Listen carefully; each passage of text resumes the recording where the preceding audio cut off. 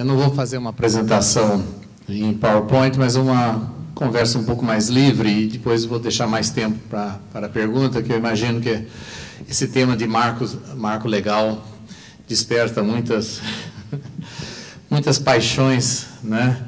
Muitas preocupações fundamentadas.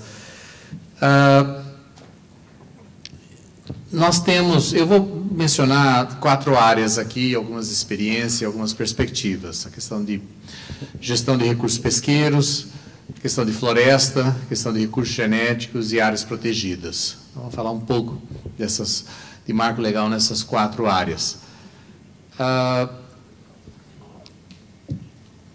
O Pedro mencionou a questão de preocupação de exploração de produtos a partir de pequenos projetos que, eventualmente, com o aumento da demanda, podem não ter sustentabilidade. E nós temos vários exemplos disso. Nós estamos desenvolvendo, por exemplo, um projeto de conservação e manejo de polinizadores na agricultura, e um dos exemplos que nos chamou a atenção é a questão do açaí. O açaí se transformou num grande consumo nacional, e se estimulou, né, um grande interesse no aumento da produção de açaí. Mas, por exemplo, naquela região do delta do Amazonas, onde tem uma grande concentração de açaí, o que está acontecendo é que os produtores passaram a cortar o resto da floresta para deixar só açaí. E aí uma das consequências é que os polinizadores desapareceram. E aí a produção de açaí caiu. Aí os produtores de açaí vieram procurar os órgãos técnicos, científicos, para saber o que estava acontecendo e como restaurar a oferta de polinização nessa situação. Então, isso é só um exemplo, né, de como questões como essa...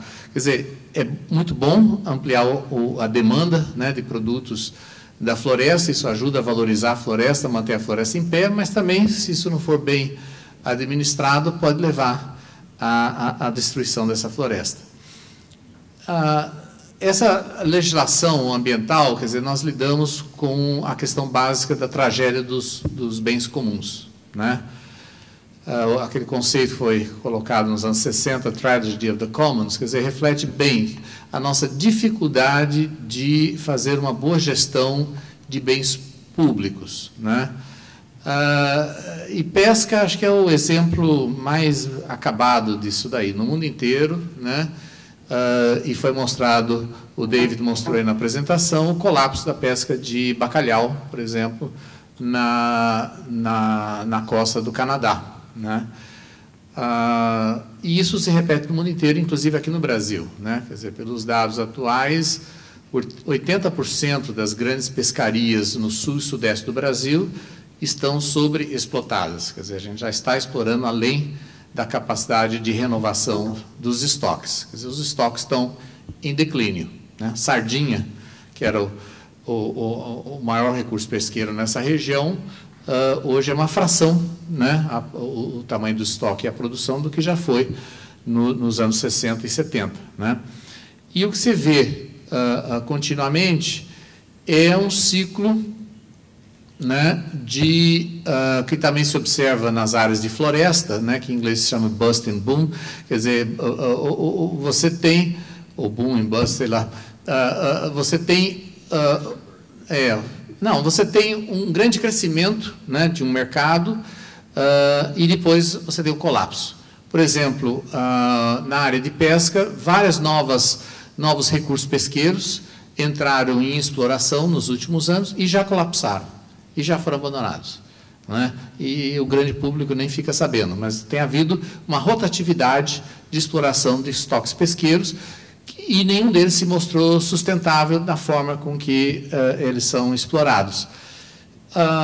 E há uma dificuldade muito grande de administrar um recurso desse tipo, porque não há estímulo adequado para promover a sustentabilidade, porque o pescador pensa, bom, se eu não pesco, o meu vizinho vai pescar, né?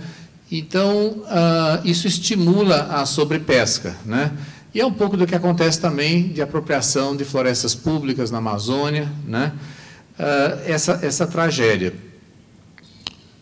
aqui no Brasil, não há falta de legislação ambiental, né? Qualquer um que for olhar, fazer uma compilação de legislação ambiental no Brasil, né, vai ficar surpreso do tamanho, né? A última compilação que eu vi há muitos anos atrás, acho que tinha quase meio metro de altura, se você fosse empilhando os volumes, isso só de legislação federal, né? Se você considerar legislações estaduais, legislações municipais, né, é impressionante a quantidade, né? A ponto que poucos conseguem navegar nesse emaranhado de legislação e entender isso tudo.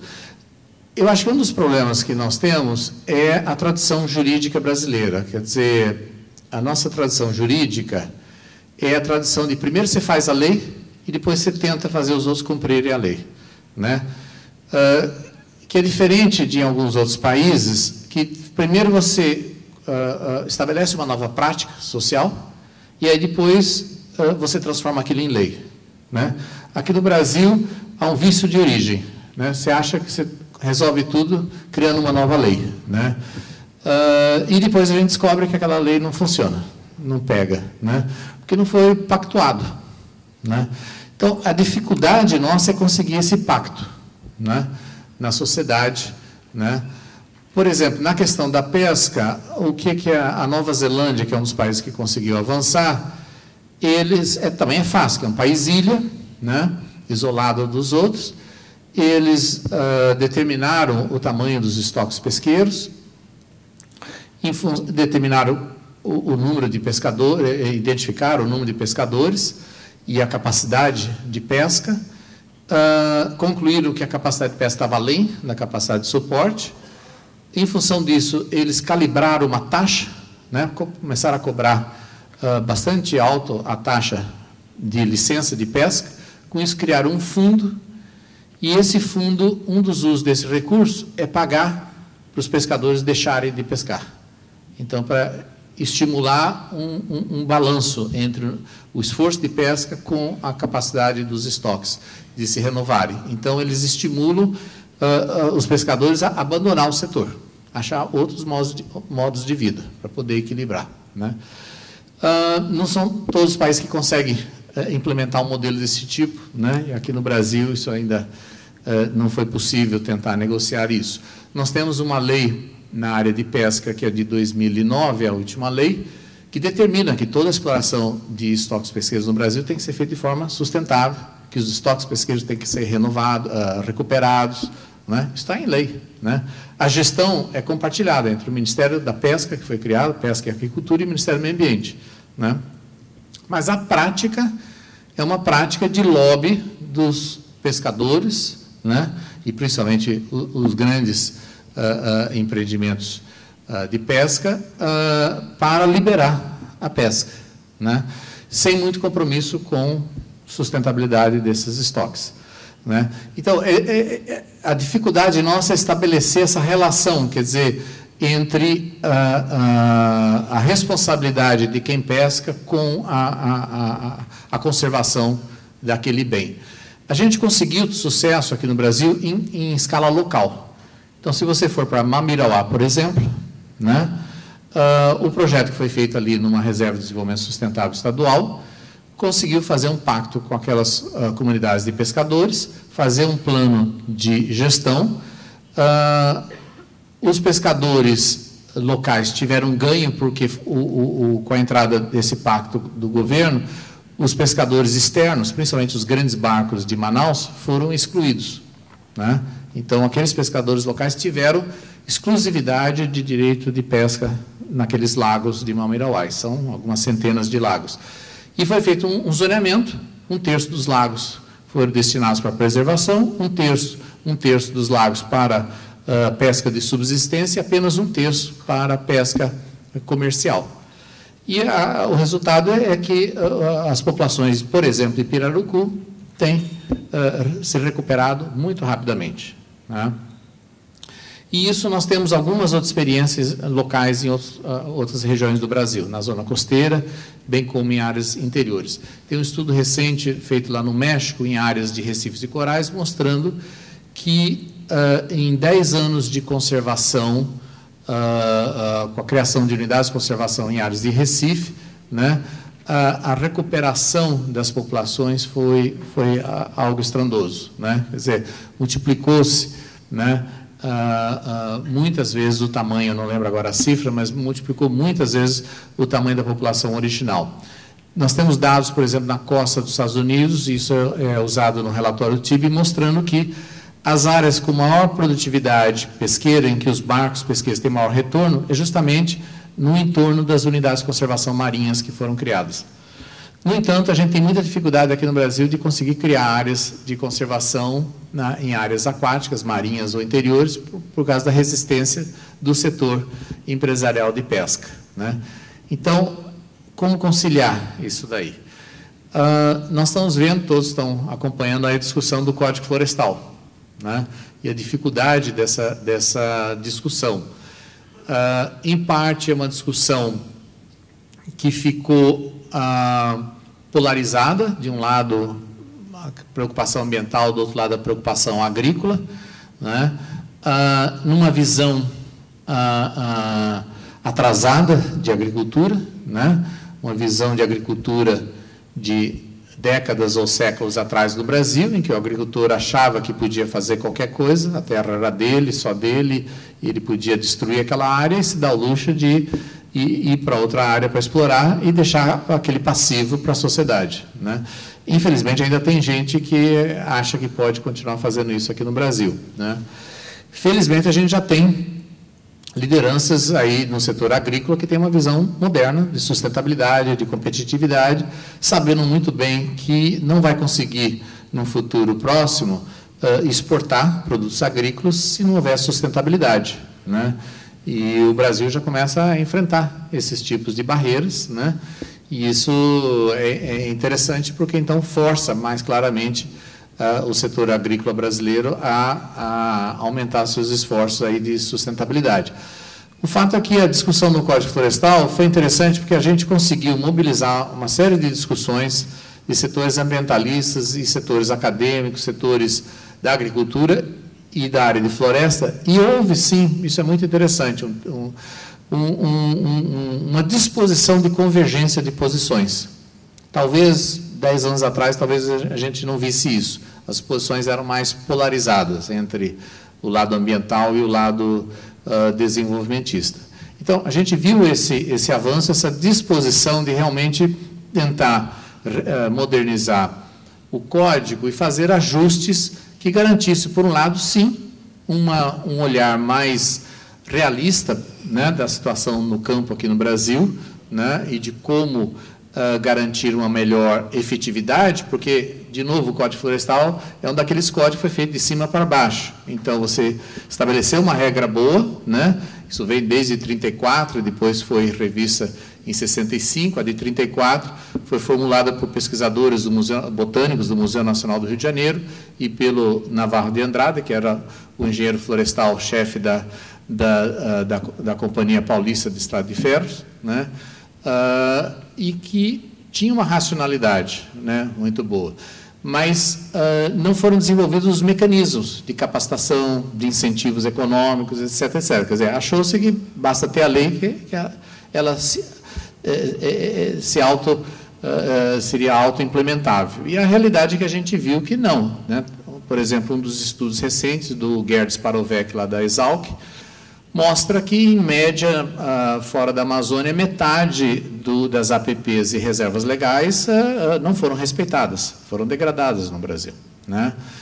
Quando não completamente convertidas. Então, temos um passivo grande. Agora, não me parece racional você ir para essa discussão e achar, não, temos esse passivo, mas a lei tem que ser cumprida a qualquer custo. Nós temos que... os ruralistas estão olhando com um olhar só do passado, eles querem resolver o passivo ambiental deles, eles querem se ver livre das multas. Mas o país precisa de um olhar de futuro. O Código Florestal é um instrumento muito importante, que poucos países do mundo têm um instrumento como o Código Florestal brasileiro, que estabelece exigências de conservação ambiental em cada propriedade privada. Isso aí você não vê no resto do mundo, né? E nós corremos o risco de perder isso, né, se a gente não conseguir um pacto com a sociedade. Esse pacto não está fácil, né? A gente avançou em negociações, nós conseguimos uma negociação muito boa no âmbito do governo federal. A estratégia da ministra Isabela foi uma estratégia de não tentar liderar só uma bandeira do ambiental, mas tentar costurar uma posição de governo federal e aí tentar chegar num acordo com o setor agrícola e outros para que a gente pudesse ter uma solução que preservasse o que o Código tem de importante, mas também tendo presente a necessidade de ajustes, né? E também a ideia de estimular um pouco mais a parte de mecanismos econômicos e mecanismos de cumprimento, né? Por exemplo, a questão da exigência, né, da lei de crime ambiental, crimes ambientais, de você averbar, né, reserva legal. Se todos procurarem os órgãos ambientais aí para se regularizarem, nós não teremos condição nenhuma de atender isso, nem em muitos meses, né? A nossa capacidade atual de implementação é muito baixa nesse sentido. Por isso, nós também preferimos trabalhar com outro instrumento, que é um instrumento mais recente, que é o Cadastro Ambiental Rural, que está mais sob o nosso controle e que a gente tem condição de dar mais agilidade. O fato é que o Código, a pressão do lado, digamos, não sustentável, mais atrasado da agricultura, prevaleceu na fase final lá de votação no Congresso, né? E a gente tem hoje uma proposta de um código que tem muitas inconsistências, muitos problemas de incerteza jurídica, tem uma redução, claro, da proteção ambiental que a gente pretende. Por exemplo, está sendo removido apicuns e marismas dos manguezais, né, da categoria de APP. Tem o artigo 8º, que veio da emenda 164, que é um absurdo total.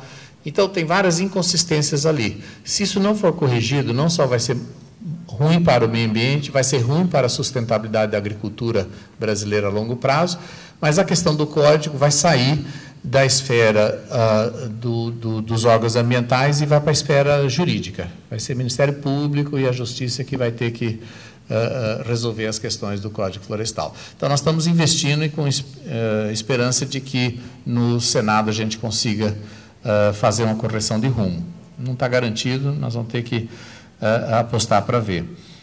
Eu queria mencionar a questão de recursos genéticos. Isso é um desafio no mundo inteiro. Amanhã vai haver uma discussão aqui sobre o protocolo de Nagoya, que eu acho que foi um grande avanço, o Brasil investiu muito nisso, para finalmente a gente ter um marco legal internacional, global, como referência, né? Porque é uma queixa frequente da indústria de que eles não têm a mesma competitividade trabalhando num país como o Brasil, que tem uma legislação muito pesada, com muitas exigências, muito restritiva, versus quem opera num outro mercado que não tem esse tipo de legislação. Vocês sabem que aqui no Brasil, até hoje, a gente trabalha com uma medida provisória, que foi criada no momento aí de denúncias de biopirataria. É uma medida provisória, é um marco legal que tem um viés de proteção dos provedores da biodiversidade, então é um marco legal contra a biopirataria, mas ele não é um marco legal a favor do uso sustentável da biodiversidade. Então, nós temos que corrigir isso, né? A gente precisa de um marco legal mais equilibrado, que proteja, sim, os provedores, proteja quem está lá na floresta, que mantém a biodiversidade, mas nós temos que viabilizar a pesquisa, nós temos que viabilizar o uso econômico, né? Vocês sabem que houve esforços desde que a ministra Marina Silva assumiu em 2003, foi criado um grupo de trabalho para tentar formular um novo projeto de lei, só que esse esforço parou na Casa Civil, porque dentro do próprio governo federal não havia uma convergência de ideias. E isso morreu. A Casa Civil, agora no início do governo, devolveu para o Ministério do Meio Ambiente o projeto e falou: a hora que você tiver alguma coisa, né, com mais consenso, volta a conversar comigo, né, conosco. O MAPA chegou a apresentar um projeto de lei separado, né? Então, a situação fica bem complicada. Nós fomos procurados, no início do ano, pelo INPI. O INPI está com um backlog, um atraso aí de análise de processo de patente, só de 10 anos. Então, eles estão analisando processos que deram entrada no ano 2000, quando a medida provisória já estava vigente. E, para cumprir a legislação, eles estão chegando à conclusão que não é possível conceder essas patentes, porque ninguém, aqueles produtos e processos que fazem uso da biodiversidade, não cumpriram a legislação ambiental. Estão irregulares, para não dizer ilegais. E o INPI está começando a devolver as solicitações de patente, né? Isso é um grande prejuízo para o país. O país investe em pesquisa, tecnologia, e depois a indústria não pode se aproveitar disso daí. Então, nós estamos num grande esforço. Eu não posso adiantar os resultados agora para vocês, mas eu espero que a curto prazo nós vamos anunciar. Nós temos feito, desde abril, um grande esforço de concertação entre o Ministério do Meio Ambiente, Ministério da Agricultura, Embrapa, MIDIC, INPI, Ministério da Saúde e o Ministério da Ciência e Tecnologia. E a grande novidade é que a gente está conseguindo uma boa convergência. Então, eu acho que há uma expectativa nova de poder, finalmente, a gente retomar essa discussão desse marco legal de acesso a recurso genético. Então, espero que a gente tenha novidades aí a curto prazo para a retomada dessa discussão. Áreas protegidas, eu queria terminar mencionando uma preocupação crescente nossa, que é um sentimento do setor desenvolvimentista, de que, e a gente tem ouvido várias denúncias nesse sentido, de que o esforço de conservação no Brasil está prejudicando o desenvolvimento nacional. Infelizmente, nós estamos ouvindo isso de vários interlocutores, o que é um grande absurdo, um nonsense, né? Uma falta de conhecimento, né? Manipulação de dados, né? Se a gente tira a Amazônia, que é uma situação bem diferenciada, que é um grande esforço de conservação de áreas protegidas, fora da Amazônia, em termos de unidades de conservação federais e estaduais de proteção integral, não passa de 1 a 3% para cada bioma do país. Isso é insuficiente como esforço de conservação e ridiculamente pequeno para ser um estorvo para iniciativas de uso alternativos da terra, né, no setor agrícola e outros, né? Então, esse é um discurso que nós estamos tendo uma contaminação da discussão do Código Florestal, e lá dentro do Código Florestal, esses setores atrasados aí do ruralista estão começando a fazer essas acusações em relação ao sistema de unidades de conservação, e com propostas agora, que começa a ser discutido no Congresso, para tornar obrigatória a criação de qualquer nova unidade de conservação, de só poder ser criado por lei. O que, vocês já imaginam, com esse Congresso que está aí, nós não vamos ter mais nenhuma unidade de conservação criada no país, né, por muito tempo, se isso prevalecer. O nosso esforço é no sentido, nós estamos preparando e deveremos lançar proximamente uma estratégia nacional de conservação da biodiversidade, tá? A Isabela me pediu para a gente coordenar um esforço para a gente poder ter maior clareza de onde a gente quer chegar em termos de metas, em termos de resultados efetivos de consolidação, de atendimento de objetivos do ponto de vista da biodiversidade, de serviços ecossistêmicos, prestação de serviços para a sociedade, melhoria de qualidade de vida das comunidades locais que vivem dentro de unidades de conservação. E uma das preocupações é a gente conseguir mostrar para a sociedade que áreas protegidas devem ser entendidas como um investimento, e não como um custo, né, e um ônus para o país. E que, infelizmente, ainda muita gente na sociedade, no governo, vê dessa forma. Então, nós estamos fazendo um esforço de mostrar que, se quisermos garantir fornecimento de água para a população brasileira, fornecimento de energia, recuperação de estoques pesqueiros e uma série de outras questões, precisamos, sim, expandir e consolidar nossos sistemas de unidades de conservação. Então, essas são questões que a gente está trabalhando e a gente espera, a curto prazo, poder estar lançando essa estratégia.